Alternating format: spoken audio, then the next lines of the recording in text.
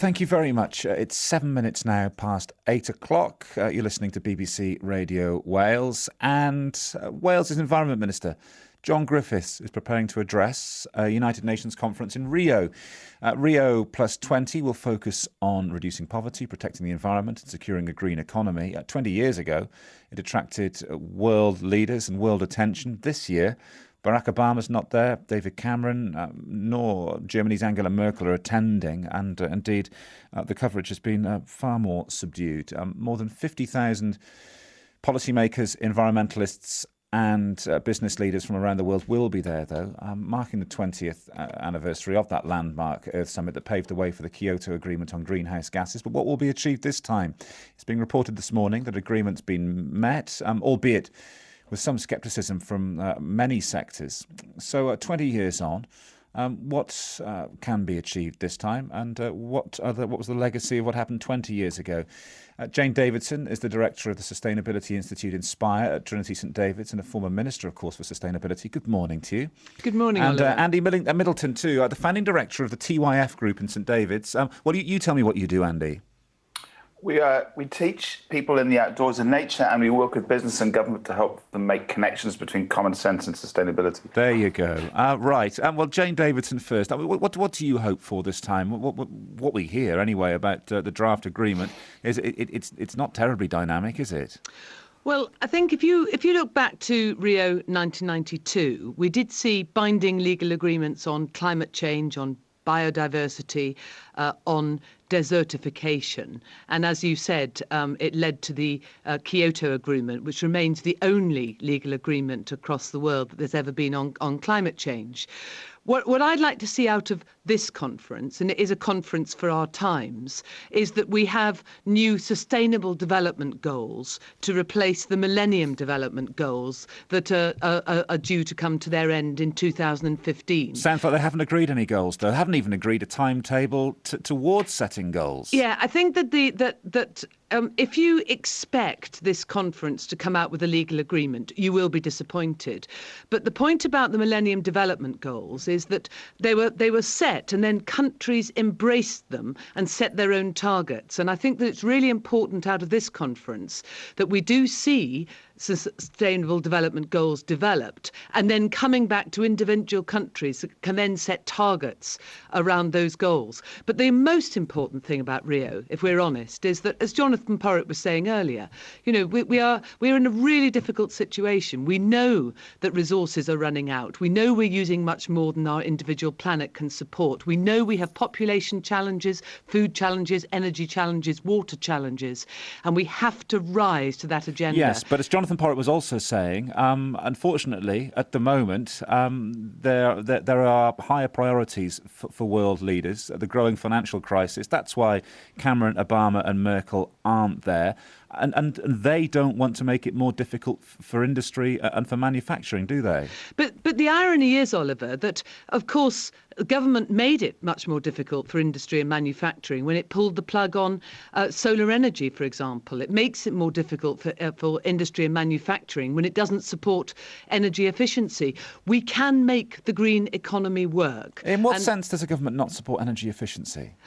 If you look at what happened in Wales in terms of taking the Arbed approach forward, where you've had the Welsh government putting money into ensuring that now over 11,000 homes in Wales will be more energy efficient using renewable technologies, it turns out that it's the largest programme of its type in the UK, when in fact the UK government should be doing that 3, 4, 5, 30 times if we really are going to get the kind of transformative action that we need. Let's work with business. Let's put the right legislation in place to encourage the green economy, as we did in waste in Wales, and in doing so created extra jobs and reduced hugely the amount of waste going to landfill and the consequent emissions. Andy Middleton, what does it mean to you to be a sustainable business? What it's meant for us has been a journey that over the last 10 years has shifted from us doing things that I suppose everyone would see as commonplace today, we'll recycle our paper or use low energy bulbs, to basically trying to re-engineer our entire business model so that it's fit for the future, so that at a personal level, when I get old and grey, I can look back and think that everything we did with common sense and good practice. And I think, some of the earlier points that Jane is making are absolutely to this, is that a huge part of the problem that businesses have is that they see this as an either-or argument, economy or environment. And that is no more relevant to the way we do business than it is to saying, do you want to eat out or have good food? You can do the same thing. And good business is a sustainable business. And for us, that means about reducing waste, about reducing the transport of what comes to us, about getting products in place that are more in tune with what we know that a growing percentage of customers want. And so do you source everything locally, or everything in Wales even? No, absolutely not. I mean, and I'll give you a good reason for that. Part of my business is an outdoor clothing store. It is not possible to buy waterproof clothing that's made in Wales of the kind that we sell, but we sell them from the best manufacturers in the world. Which are from where? There's a company called Patagonia in California, who are recognised by many to be the leading business in their sector. They started a charity called 1% for the Planet. Through that, and like us, we put 1% of our entire revenue, not just profit, to environmental charities. It's the single best business decision I make. Well, let me ask you why you do that then, because clearly there is some compromise in flying goods halfway across the world to sell in Wales. So that 1% that you give, is that to ease your conscience? No, it's absolutely not to ease my conscience. I mean, if I could go on and take amazing holidays for the price that I paid to environmental projects. But for me, it's much more about saying, if as a business we're not prepared to start paying the full price of doing business.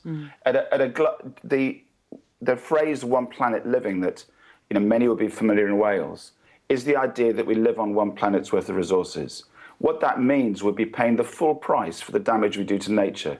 Right now, the cost to the global economy would be 7% of global GDP if we paid for the damage we do to our oceans, soils, streams, and biodiversity systems. So we're just trying to start the process of paying a full price for doing business. Okay. And it's a bit like... Yeah, go on.